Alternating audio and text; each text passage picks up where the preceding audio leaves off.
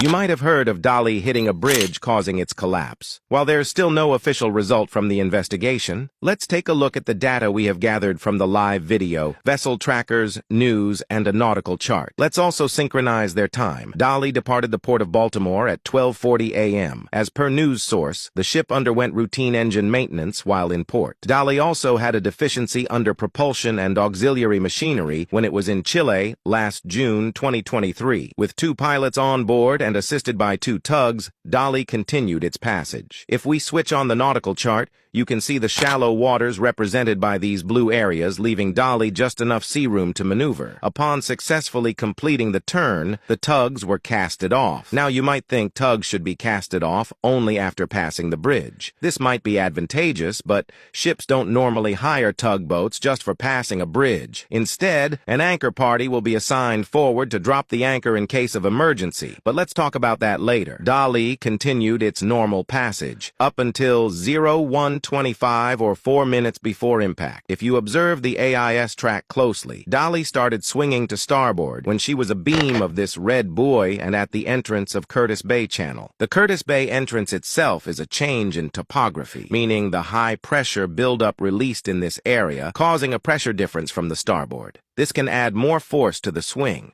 Now, if you check the time, it's 01:26:36, and this is exactly the time when Dali experienced a total blackout. With a total blackout, ships will lose its steering and propulsion, making them unable to stop the swing. And if you look back, you can see from this AIS track that Dali was heading slightly to port, but was running a different course over ground, suggesting maybe there was a current pushing the ship to starboard. This will add to the swing, especially now that Dali can no longer counter it. So what could Dali do now? With no power, as a contingency, Dali can only drop his port side anchor to stop the swing. But at this very minute, Dali was still running at 8.2 knots, meaning stopping this huge ship with an anchor is more likely impossible. As per a news source, Dali did drop its anchor anyway, hoping to somehow stop the ship or change its direction. While the bridge team was busy with this crisis, the engine team is surely cramming to restore its power. The ship did restore its power back, but as per news sources, it never gained back its propulsion, and it was only the emergency generator automatically taking over. This is because ships are required to have an emergency generator